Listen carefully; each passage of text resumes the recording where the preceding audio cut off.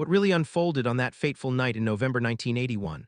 The waters around Catalina Island concealed secrets far more chilling than anyone could have imagined, secrets that continue to echo through Hollywood.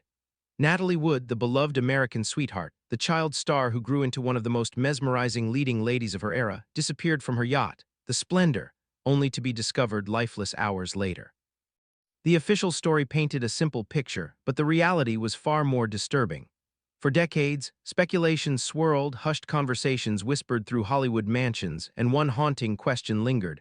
Was it a tragic accident or something far more sinister? Natalie's journey began as Natalia Nikolaevna Zakharenko, a child pushed relentlessly into the unforgiving glare of the spotlight by a demanding mother. By age 4, she was acting in films, her presence magnetic, impossible to ignore. Early fame brought adoration but also immense pressure. She carried her family's ambitions on her young shoulders, often at the expense of her own desires. This early immersion into Hollywood's manufactured glamour shaped her identity, creating a star who longed for normalcy but was continually pulled back into the drama of her public life. Her relationships, especially with Robert Wagner, would become intertwined with both her greatest successes and her ultimate tragedy. By the late 1950s and 1960s, Natalie was unstoppable. Rebel Without a Cause, West Side Story, Gypsy, her body of work showcased her extraordinary talent and versatility. But off-camera, her life was a turbulent storm of passionate romances and painful betrayals. Her on-and-off marriage to Robert Wagner, another Hollywood golden boy, became fodder for tabloids and endless speculation. Their love story was larger than life, cinematic in scope, yet fraught with insecurity and jealousy. The pressures of fame, combined with alcohol and personal conflicts, created a volatile mix. Public arguments, dramatic breakups, tearful reconciliations all seemed inevitable.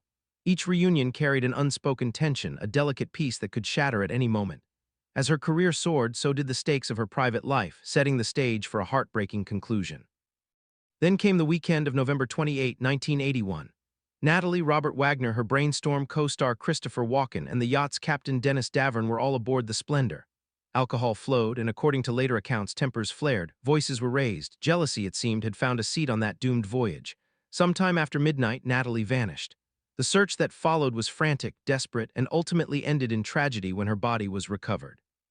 The initial ruling was accidental drowning, yet questions lingered. Why was she alone in the water? Why the delays in reporting her missing? What truly transpired during those tense, final hours? In the aftermath, Hollywood was stunned. The tragedy cast a long shadow, not only over those involved, but over the glimmering facade of Tinseltown itself. Robert Wagner's career continued, though suspicion never fully lifted. Decades later, in 2011, the case was reopened amid sensational headlines. New witness accounts surfaced, particularly from Captain Davern, who revealed he had withheld key details at the time. The cause of death was amended to drowning and other undetermined factors, after bruises were noted on her body before she entered the water.